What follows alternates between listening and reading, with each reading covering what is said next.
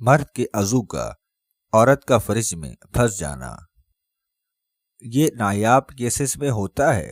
مباشرت کے دوران وجائنا بار بار کنٹریکٹ اور ریلیکس ہوتی ہے، اور مباشرت کے دوران جنسی نطفہ عروج یعنی آرگنزم کے وقت مرزانے عضو تناسل میں مزید تناؤ آ سکتا ہے۔ کبھی کبھی وجائنا حد سے زیادہ تنگ ہو جاتی ہے۔ اس دوران عضو میں اگر زیادہ تناؤ ہوگا تو وجائنا میں کچھ وقت کے لیے پھنس سکتا ہے۔ اس کا حل یہ ہے کہ انزال کے بعد کچھ دیر انتظار کیجیے۔ زبردستی نکالنے کی کوشش نہ کریں، ورنہ آپ دونوں کو یا کسی ایک کو نقصان ہو سکتا ہے۔